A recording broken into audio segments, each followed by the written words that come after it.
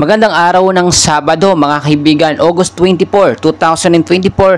Update lang po tayo sa lagay ng ating panahon. Pero bago yan, please huwag kalimutan po muna mag-like at subscribe.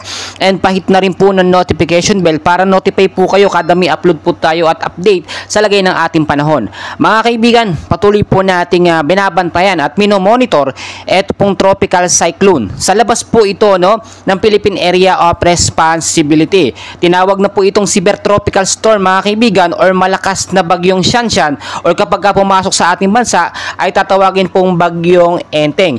And as of now mga kaibigan, ito po yung may lokasyon na ngayon na 2,135 kilometers east of Central Luzon mga kaibigan.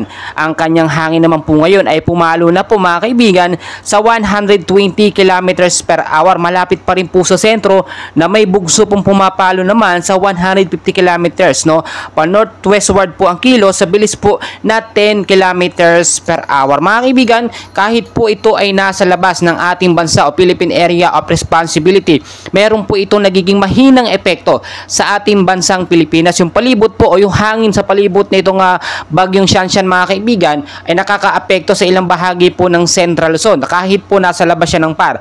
So pinaghahanda rin po tayo mga kaibigan dahil meron po ulit tayong southwest monsoon or hanging habagat na nakakaapekto naman po sa Southern Luzon, Visayas po at Mindanao area. So tukuyin muna natin yung forecast weather condition natin bago po natin balikan ito pong severe tropical storm Shanshan mga kaibigan. So sa area po ng Western Visayas, Negros Island Region, Palawan at Occidental Mindoro, maulap po na kalangitan ang mararanasan dyan ngayong araw po ng Sabado mga kaibigan. Meron po mga isolated light rains to heavy rainfalls po pagdating naman sa gabi. So dahil po yan sa hanging habagat or southwest monsoon mga kaibigan.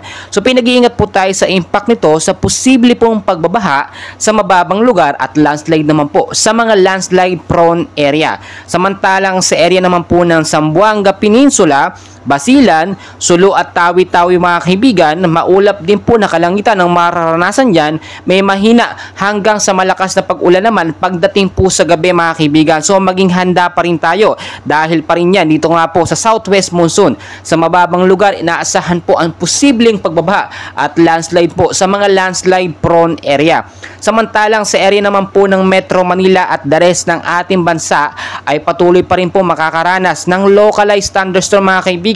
Maulap na kalangitan din na mararanasan sa hapon. May mga isolated light rains to heavy rainfalls pagdating sa gabi na may kasama po minsan pagkulog at pagkidlat mga kaibigan. So mas maganda nakahanda na tayo mga kaibigan. So balikan po natin ito nga pong tropical cyclone sa labas ng PAR. Itong severe tropical storm na Shanshan mga kaibigan. Ito po ba may posibilidad na dumaan o dumirekta pumasok sa ating PAR? As of now within 24 to 48 hours medyo maliit pa yung chance dahil yung direksyon niya po mga kaibigan ay papalayo sa ating bansa, pero hindi po inaalis yung mga posibilidad na ito po ay magbago ng direksyon mga kaibigan at magkaroon ng pinsala sa ating bansang Pilipinas. Tinukoy din ang pag-asa mga kaibigan bago matapos ang buwan ng Agosto ay posibleng isang bagyo ang pumasok sa ating Philippine Area of Responsibility at hopefully hindi po ito yung bagyong Shanshan. Sa mga naguguluhan po yung bagyong Enteng mga kaibigan, ito po si Shanshan kung sakaling pumasok ito sa ating bansa ay tatawagin pong bagyong Enteng sa Pilipinas. Bagyong Shanshan po international niya mga kaibigan, which is kung titignan po ninyo ay patuloy po na lumalakas. Inaasahan po sa loob ng 24 to 48 hours ay mas magiging malakas pa ito at may posibilidad po na maging super typhoon. Malayo man nasa labas man ng PAR, maging handa at maging alerto na lamang po tayo mga kaibigan dahil ayaw naman natin makaranas ng malawakang pag-ulan, especially yung pagbabaha sa mababang lugar sa Metro Manila. So patuloy ko kayong i-update mga kaibigan, and please wag kakalimutan mag-like and subscribe